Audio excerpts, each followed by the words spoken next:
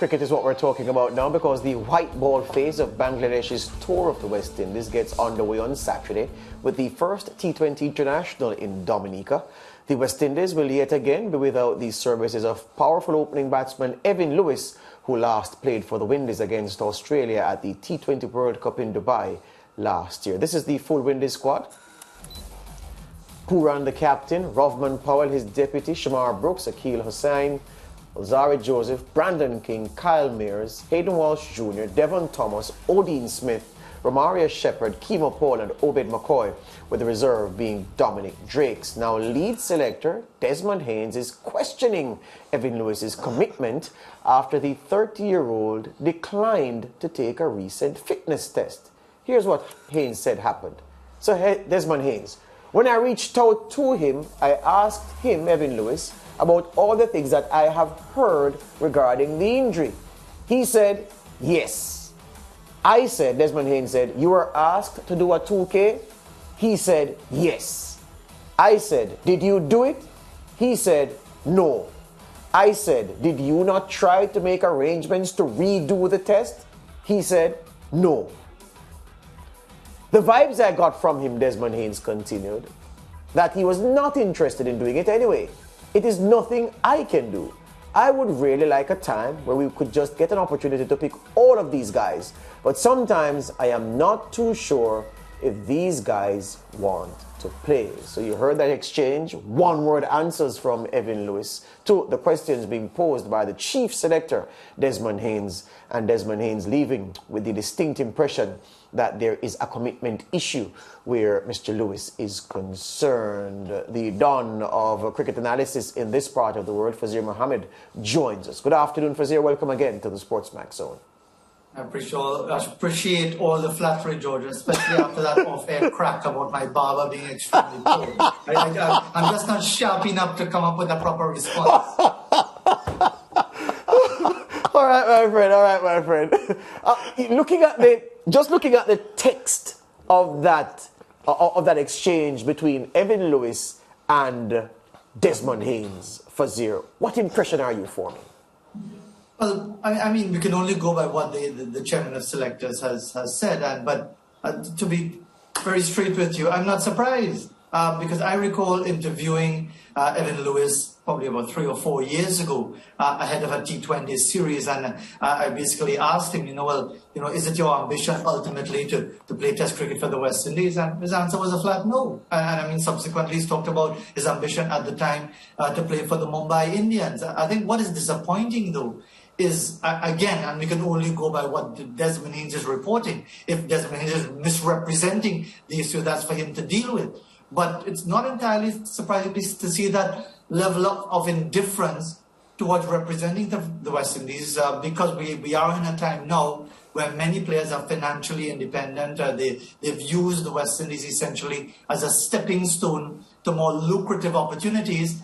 And now you're facing a situation like this. So again, it's not entirely surprising. All right, but are we expecting too much from Evin Lewis, Fazeer, to even feign interest and to at least give more substantial answers, perhaps even saying the same thing? But from his answers, and again, we have to go by what Desmond Haynes is reporting, to at least pretend as if, I'm interested, but I didn't get to do it for whatever reason. But the stark nature of the answers, almost as if he doesn't care if a bridge is burned. Are we to expect too much of him to at least feign interest? George, and I know Leighton is listening as well, I'd rather a player be honest than what we have going on, because I mean, let's not beat around the bush. We've had an issue since the advent of T20 and IPL and the many more lucrative formats where questions have been legitimately asked about players and their availability and their level of commitment to the West Indies, and we always get those nice lines and those nice phrases about total commitment to the West Indies, yet when a tournament comes around, they're not available, personal reasons, other reasons, and so on. So as grating as it is to hear someone sound so indifferent and rather curt and almost dismissive of the chief selector, who happens to be one of our outstanding West Indies opening batsmen and the greatest era of West Indies dominance, to actually hear that probably reflects a level of honesty that maybe some others prefer not to reflect.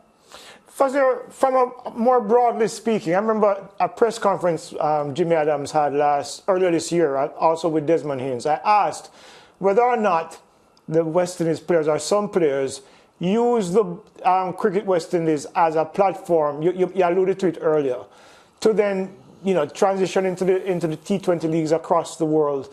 And the impression I got from Jimmy's answer was that pretty much Cricket West Indies is powerless. We saw a similar situation in South Africa where their players have chosen the T20 leagues over playing for Cricket South Africa. Is it that the respective boards are powerless to do anything about it, given the fact that they are the ones who grant the NOCs to allow the players to play? Or is it that they're reluctant to do so? I think it's a difficult situation, Leighton, because the fact of the matter is, like South Africa, we don't have the resources to match anywhere close to what players would be compensated, certainly in India, Australia, England, Bangladesh, even, for example, Pakistan, and so on, because they have much larger populations, much larger economies. And as much as the authorities, whether you're talking about territorial or the umbrella level of Cricket West Indies, would really like to see some level of commitment, and of course they can turn down the request for an NOC, but they won't do it because it comes across as very mean-spirited. It comes across as trying to deny players a legitimate opportunity to earn the sort of revenue that Cricket West Indies cannot match. So yes, they are on the horns of a dilemma, but I think part of it has to do with the fact that again, have we inculcated in even our Caribbean society, or even among our players, especially male and female, coming through the ranks, what it actually means to play for the West Indies. Of course, that is no guarantee, Leighton, that they won't seek other opportunities, they won't be almost cast as mercenaries about the game, because the same was said of some of our greatest players in the Kerry Packer era of the late 1970s. So there will always be that discussion, but when a situation like this arises, where it's quite clear that the player, by his utterings as reported by Desmond Haynes, seems generally disinterested, there's very, very little that the authorities can do without being seen as mean-spirited. So what does this mean for West Indies cricket then? Because if the players, once they get the opportunity to transition into these T20 leagues, choose these leagues over playing for the West Indies, it seems as if Cricket West Indies should just roll up the rug and call it a day, because clearly we're going to lose our best players to the T20 leagues across the globe.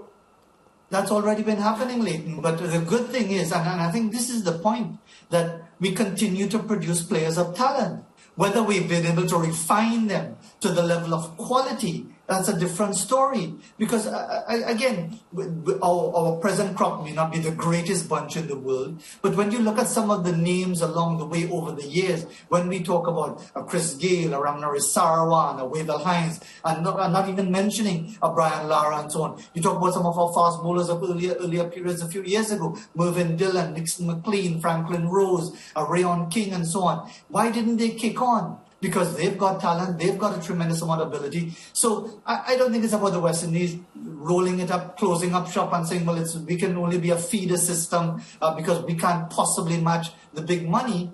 I think it's about letting people understand what it means to play for the West Indies, and reinforcing that understanding of our unique history in the game and the impact that we've had on the game. And of course, if people say, well, that doesn't bring in any money, that doesn't pay the bills. True. But if a player understands what it means, in the same way that the Aussies value wearing the baggy green, we might say they overdo it for reasons of PR and so on. But at the end of the day, there has to be something to be said about actually understanding what it means intrinsically to play for the West Indies beyond the dollars and cents of it. The last thing, Fazeer, I'm going to repeat some numbers that are not for you. You know these numbers. It's for the viewers. Here's the thing. Evin Lewis at 30 years old, 49 T20 innings. He averages 30.93. He has 2 centuries. He has 2 centuries and 10 50s. Strike rate 155. He, in those 49 innings where he's opened all the time in T20 international cricket, has been the top scorer for the Windies on 13 of those 49 occasions. In ODI cricket, 54 ODIs, he has 4 centuries and 10 half centuries. Strike rate of 82. He's been the top scorer for the Windies in 11 of those 54 innings. The numbers aren't great, but by West Indies standards, they are top numbers. Does the West Indies, or do the West Indies selectors leave him alone in this phase, this funk that he seems to be in where West Indies cricket is concerned? Or do they make special efforts to bring him back, to motivate him to want to contribute to a team that struggles badly in white ball cricket? Absolutely not. If I have to persuade you to play for the West Indies, you can go ahead and do whatever you want to do. Because I as arcane and archaic, as prehistoric as it sounds, once I am clear that you are not really inclined to play for the West Indies for whatever reason, legitimate or otherwise, once I am satisfied that you are not really that interested, then I look elsewhere. I am not going to be begging anybody to play for the West Indies. Hear you on that. Comprehensive. Thank you very much for your time today, Fazeer. And I hope to see you. You know what? I'm going to leave it alone. You just stay quiet on that one. Because let's just put it this way. I'm a long way away from George Davis and Leighton Levy. Absolutely. You'll never get there, Fazeer. You'll never get there. All the best to you. We'll talk again. Take it easy, fast. The great Fazeer Mohammed there, closing out that segment. Yeah. We take a break. Two bald-headed men. And if Lance was here, it would be even worse. We take a break, back with more on the SportsMax Zone after these.